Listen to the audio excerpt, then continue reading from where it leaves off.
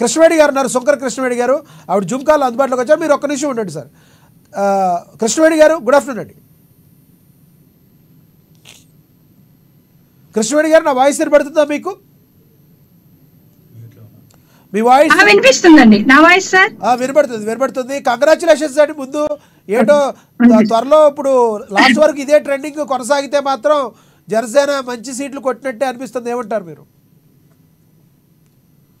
Definite గానండి. మా Janasena party అధినేత కూటమి విజయానికి ఎంత కృషి చేశారు, ఎంత కష్టపడ్డారన్నది రాష్ట్ర ప్రజలందరికీ కూడా తెలుసండి.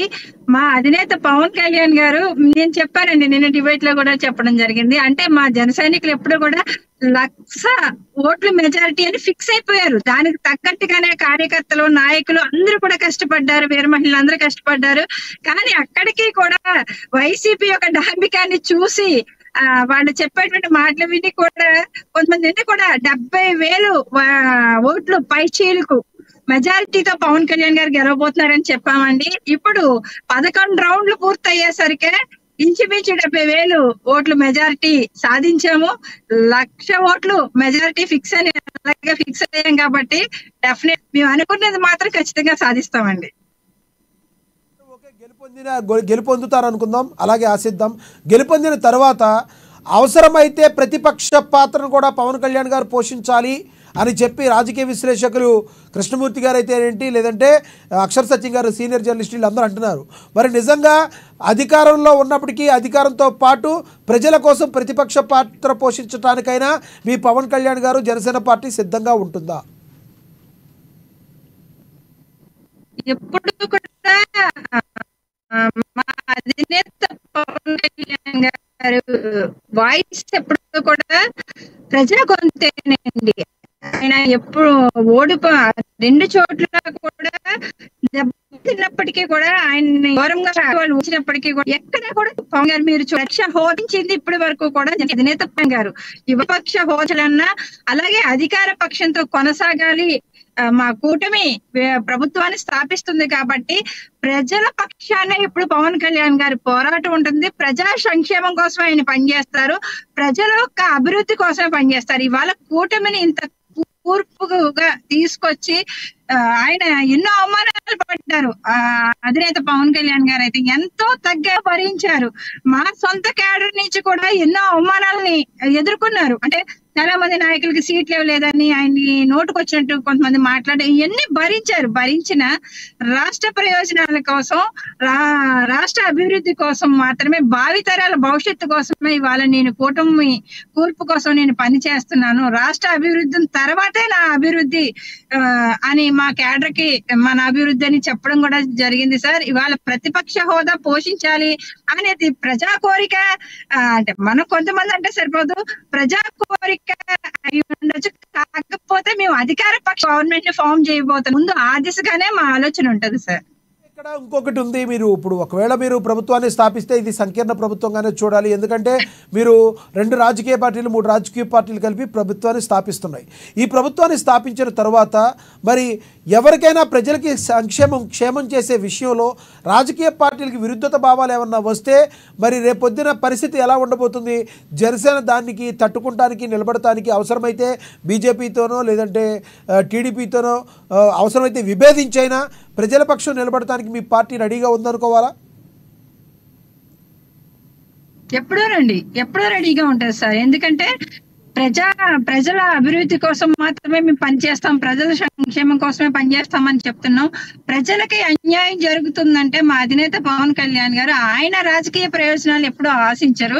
అలాగే ఇవాళ టీడీపీ కూడా పవన్ కళ్యాణ్ గారి మాట విని చాలా సానుకూలంగా, చంద్రబాబు నాయుడు గారు అవ్వచ్చు, వీళ్ళందరూ కూడా సానుకూలంగా ఆయనకి చాలా సపోర్ట్ ఇవ్వడం జరుగుతుంది. కాబట్టి ఆయనకి ఇచ్చేటువంటి గౌరవం ఎప్పుడు పవన్ కళ్యాణ్ గారికి తగ్గకుండానే టీడీపీ కూడా చూసుకుంటుందని మాకు అనిపిస్తుంది. ఖచ్చితంగా ప్రజాగణమై పవన్ కళ్యాణ్ గారు ప్రజల పక్షానే నిలబడతారండి. ఇవాళ గవర్నమెంట్ ఫామ్ అవుతుంది కాబట్టి అధికార పార్టీ టీడీపీ, జనసేన, బీజేపీ కూటమి కాబట్టి, అంటే ఈ కూటమిని విచ్ఛిన్నం చేయడానికి వైసీపీ శక్తులు చాలా ప్రయత్నం కూడా మా అధినేత పవన్ కళ్యాణ్ ఎక్కడికెక్కడ దాని సంయమనంతో ఎలా మనం ముందుకెళ్లాలని ఇరు పార్టీల పెద్దలందరినీ కలిసి మాట్లాడడం జరిగింది. ఇవాళ ప్రభుత్వం ఏర్పడిన తర్వాత కూడా పవన్ కళ్యాణ్ గారికి ప్రజలకి నచ్చిన విధానాలు అయితే ప్రభుత్వం అవలంబించదని మేము బలంగా నమ్ముతున్నాం. కాబట్టి కృష్ణవేణి గారు మీరు కన్నా ప్రభుత్వం స్థాపిస్తే పవన్ కళ్యాణ్ గారు వారాహి యాత్ర స్టార్ట్ చేసిన దగ్గర నుంచి ఇప్పటి వరకు ఆయన చేసిన జర్నీలో ప్రజలకు ఏవేమైతే ఆయన హామీలు ఇచ్చారో ఆ హామీలన్నింటినీ నెరవేరుస్తారా? నెంబర్ 1. నెంబర్ 2, పిఠాపురాన్ని ఒక అద్భుతమైన సుందరంగా మరో కాశీలాగా తయారు చేస్తారని మాట ఇచ్చారు. మరి పిఠాపురాన్ని ఆ విధంగా చేయడానికి ముందుకు వెళతారా? ఇచ్చిన ప్రతి మాట నిలబెట్టుకునే ప్రయత్నం పవన్ కళ్యాణ్ గారు చేస్తారా? ఏమన్నా అవరోధాలు ఏమైనా వస్తే దాన్ని అధిగమించే అవకాశం ఉందా? డెఫినెట్ గానండి. ఆయన చెప్పారు, మా అధినేత పవన్ కళ్యాణ్ గారు మోడల్ నియోజకవర్గంగా తీర్చిదిద్దుతాను పిఠాపురాన్ని అని చెప్పారు. ఆధ్యాత్మిక కేంద్రంగా దీన్ని ఇంకా బలోపేతం చేస్తానని చెప్పారు. అంటే కేంద్ర సహకారం ఎప్పుడు పవన్ కళ్యాణ్ గారికి ఉంటుంది కాబట్టి ఎలా చెప్పగలరు? కేంద్ర సహకారం పవన్ కళ్యాణ్ గారికి ఉంటుందని ఎలా చెప్పగలరు? చెప్పగలమండి. ఏంటంటే కూటమిని ఒక కూర్పుగా తీసుకొచ్చినప్పుడు బీజేపీ వాళ్ళు నన్నే తిట్టారు, ఎందుకు ఈ కూటమిని ఏర్పరుస్తున్నాం అనేసి.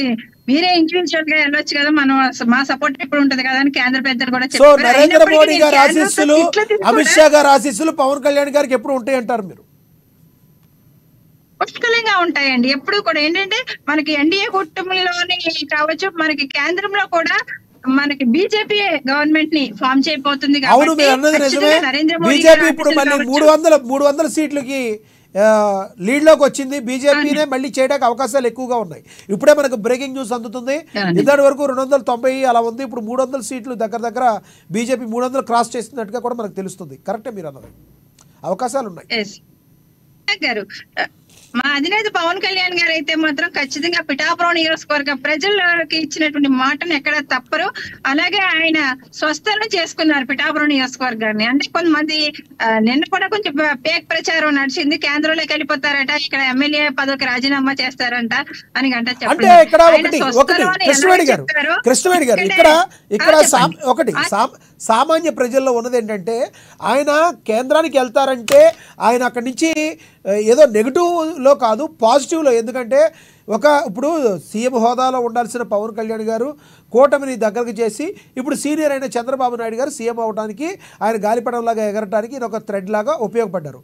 అయితే మీ జన సైనికులు ఎవరైతే ఉన్నారో చంద్రబాబు నాయుడు గారు అండర్లో చేయడానికంటే కూడా కేంద్రంలో అయితే ఆయనకి తగ్గట్టు సమాన స్థానంలో సీఎం స్థానంలో కేంద్ర మంత్రిగా కూర్చుంటే ఆయన వాల్యూ పెరుగుద్ది. కాబట్టి పిఠాపురానికి త్వరలో రాజీనామా చేపించి ఆ తర్వాత అవసరమైతే అక్కడ ఆ బాధ్యతలు పవన్ కళ్యాణ్ గారు మంత్రిగా తీసుకుని పిఠాపురాన్ని డెవలప్ చేసి, పిఠాపురం ఎప్పుడు కూడా కేంద్ర మంత్రి అయినప్పటికీ కూడా పవన్ కళ్యాణ్ గారి దగ్గరే ఉంటుంది పిఠాపురం ఎప్పుడు.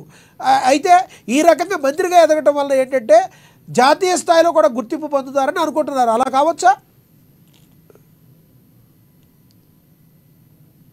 అని చెప్పేది ఎమ్మెల్యే పదవికి రాజీనామా చేస్తారన్నది మాత్రం ఫాల్స్ న్యూస్ అండి.